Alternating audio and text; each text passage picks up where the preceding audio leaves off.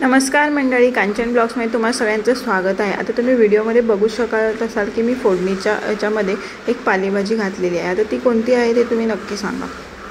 चला तर आपण बघूया कशाची भाजीबद्दल मी बोलत आहे। त्यासाठी मी इथं मेथी चिरून घेतलेली आहे। चिरल्यानंतर तिला स्वच्छ 2 पाण्याने धुवून घ्यायची। मेथीमध्ये मातीचे छोटे छोटे खडे असतात जे खाताना दाताखाली वगैरे येतात आणि करकर लागतात, त्यामुळे मेथी स्वच्छ धुवून घ्यायची। नंतर कढईमध्ये 2 चमचे तेल घातलं।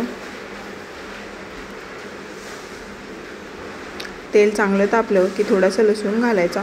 लसूण चांगला लाल होईपर्यंत तळून घ्यायचा आणि नंतर जी आपण मेथी धुवून घेतली होती ती घालायची। मेथी चांगली 4-5 मिनिटं शिजवून घ्यायची। मेथीला शिजायला जास्त वेळ नाही लागत बघा, 2 मिनिटातच आपली मेथी चांगली शिजलेली आहे। तर त्याच कढईमध्ये 2 चमचे तेल घालून घेतलं।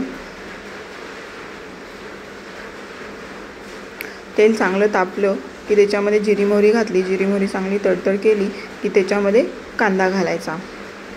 कांदा हा चांगला लाल होईपर्यंत परतायचा। आता एका मिक्सरच्या भांड्यामध्ये थोडेसे भाजलेले शेंगदाणे, 4-5 लसणाच्या पाकळ्या, 2-3 काजू आणि थोडेसे तीळ घालायचे। तर काजू नसतील तर तुम्ही आपली जे चण्याची डाळ असते ती घालू शकता।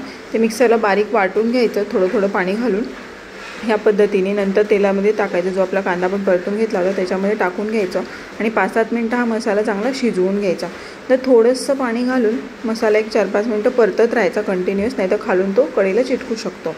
मीठ टाकून परत मी हा मसाला शिजवून घेतलेला आहे। नंतर थोडंसं अर्धा ग्लास पाणी टाकून एक उकळी काढलेली आहे आणि त्याच्यामध्ये जी आपली मेथीची भाजी होती चिरून घेतलेली ती घालायची। भाजी घातल्यानंतर परत 2-3 मिनिटं परतायचं। तयार आहे आपली रेस्टॉरंट स्टाईलने लसूणी मेथी रेसिपी आवडली असल्यास नक्की